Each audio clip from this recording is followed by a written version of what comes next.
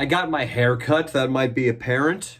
What's not apparent is that the camera is my phone, and it's stacked upon a copy of The House of Morgan, a biography on the Morgan banking dynasty by Ron Chernow, and Charles Dickens' A Bleak House.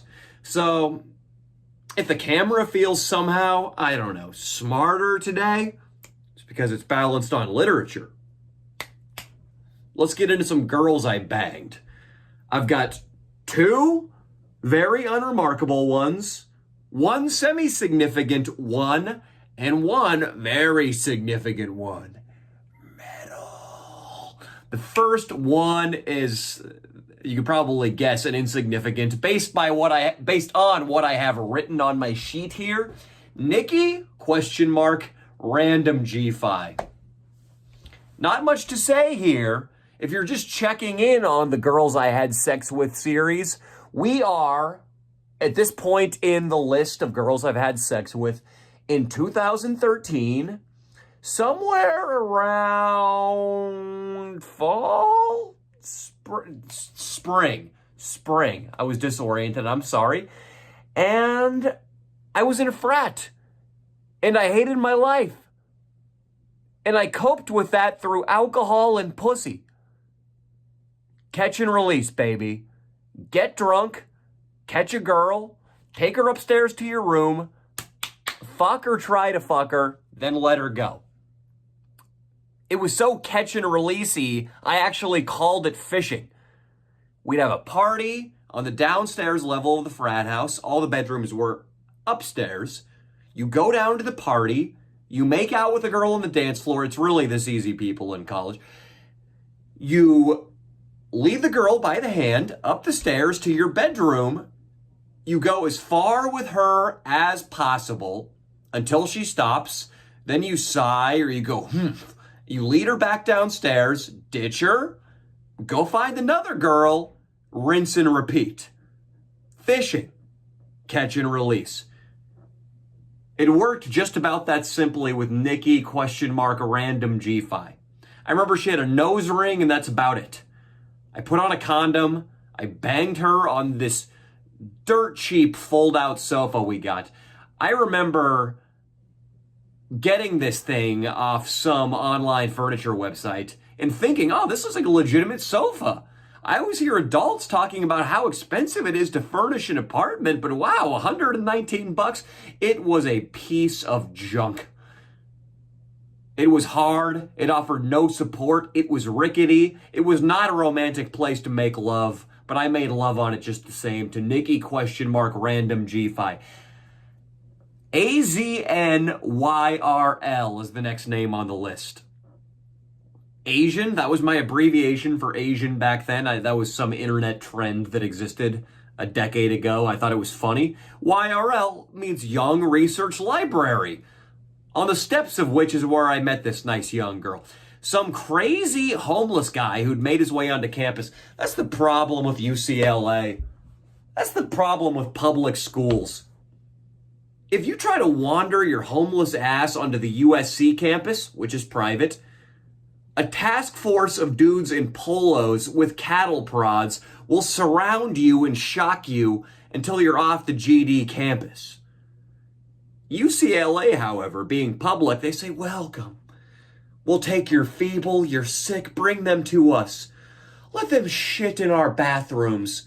Let them masturbate to pornography in the corner of the YRL research library. That would happen. There was a guy who would come in with an enormous ski jacket and a Santa Claus-looking bag of random trash belongings. Oh, this is the audio. I thought this was working, but it's not, so sorry. I was on a roll, too. It's okay. At least we got audio. He would come in, he would swivel his chair and his laptop that he, for reasons that I am not aware of, possessed. Probably stolen. He would flip that around to face all the chairs in the library, and then he would watch porn. One day he fell asleep, and a girl I knew named Chandler snuck around behind him, took a picture. He was watching porn in the library. And it wouldn't surprise me at all if he was stroking himself under his coat, too. One of these guys was talking to this AZN on the steps of YRL. She was a little uncomfortable. He walked off, and I thought, yes, this is a sign from God. I can use that awkward interaction as a conversational springboard to introduce myself to the AZN. And I did. And I really, really wanted to because she was half Asian, fucking tall, skinny, gorgeous, sexy half Asian. Movie material, or at the very least, one of the secondary girls in a sitcom. Excuse me, a soap opera. That's what I was looking for, a soap opera. Went up, hey, that guy looks pretty homeless. What was he talking to you about? Oh, yeah, I don't know. He's crazy. You never know around here. Yeah, it's so nuts. By the way, have you seen that one homeless guy who wears the blazer down there over by Barney's Beanery? I don't know what bullshit I said, but I got her phone number and we hung out.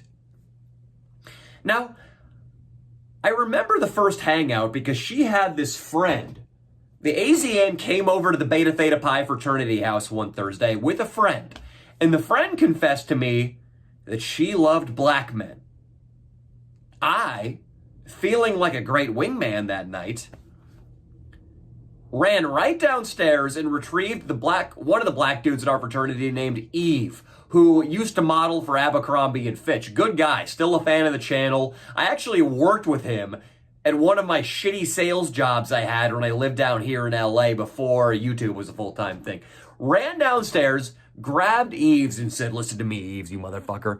There's a chick upstairs who will have sex with you as sure as the North Star shines bright.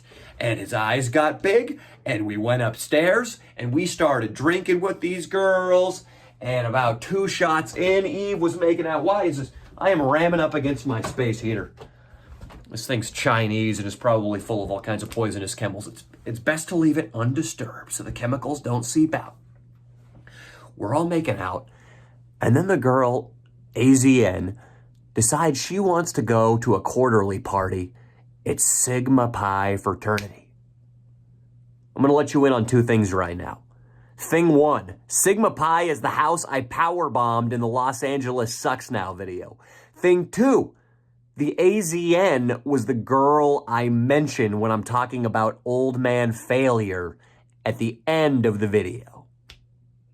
You know, the one who I saw 8 years after graduation while I was a lowly caterer and she was a highly white-collar girl. I'm not sure what she did exactly, but it seems like she made a lot of money. We'll get back into that a little bit at the end of the story. We go over to Sig Pi. If you follow this or my main channel or the podcast, you know that whenever I went to another fraternity's party at UCLA, something was liable to get fucked up. There was likely to be a mysterious flood in the basement. Or there was likely to be a mysterious tread mark across the face of the founder's portrait in the chapter room. Did I say skid mark? What did I say? A skid. I wiped my ass with a guy's picture once. Jesus, can't you guys take a fucking subtle joke every now and then? Why do I gotta hit everything on the head? We get over there. Some dude, when I walked into the house, recognized my woman. And he tried to get all above that. He walked up to her and said, hey, sister, how about I take you out to the center of the Sig Pi dance floor for a dance? I'm exaggerating. It didn't sound like that at all. He did, however, come up and try to monopolize her attention and take her away for a dance. And I, very drunk at this point, and I, very drunk off ego in addition to the liquor, stiff-armed him and took AZN girl away. Thankfully, she was drunk too. And thankfully, judging by her behavior, she found me very handsome. Because it wasn't long after we got there that she was pressed up against me in the entryway with her leg hiked up like this, making out with me and letting me finger her wet pussy in front of a bunch of people. It was time to make a move. There was no time to waste, so I whisked her back over to Beta Theta Pi fraternity and I took her to the library, to the disgusting communal sex room downstairs. I think at that point, the roommate, who I think is a psycho still to this day, and I definitely thought was a psycho back then, he was smoking weed or doing something with his own girl. I didn't want to push it. The pipes were hot. The engine was primed. I'm just throwing out car-ish machinist metaphors right now that mean we were ready to go. And we went. Go we did. Right there. I had sex with her with a condom. I remember her waist being so fucking skinny that I could get my hands around it, and that was hot. I mean, I love a girl who is a little chunky with a massive set of knockers more than almost any guy. But also, on the opposite end of the spectrum, I like that too.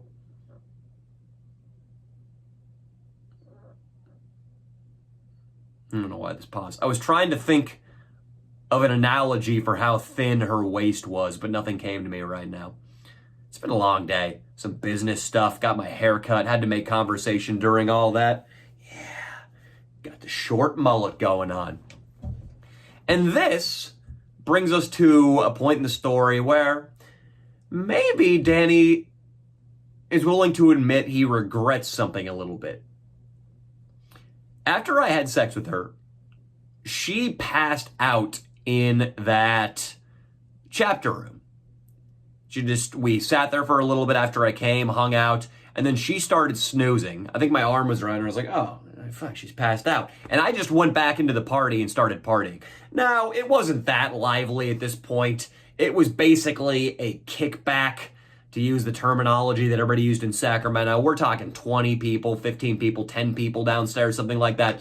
So it wasn't like she was unsafe, but if I could go back, I definitely would have put her into my bed upstairs instead of leaving her unattended downstairs in case a real predator came prowling into the library.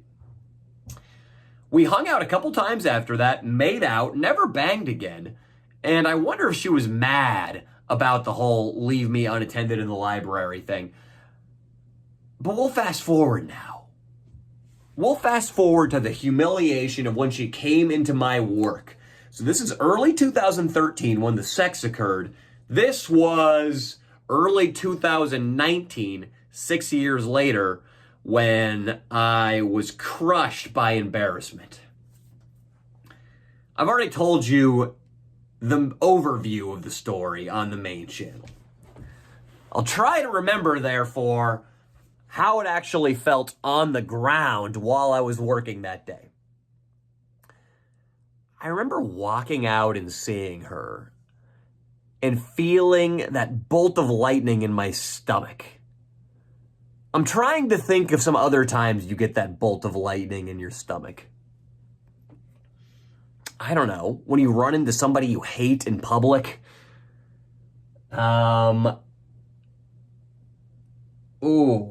When you get called into the office in high school for being in trouble, it's hard. I think the perfect thing, it's really its own unique category of embarrassment and feeling in your guts. That feeling you get when you see a girl you banged once and now she's ascended to a high point in society. Maybe it's unique. Maybe that's why I'm struggling to find an analogy to everything here. But after I saw her, I started praying to myself, wishing desperately, please don't let that be her. Do not let that be the AZN girl I banged long ago.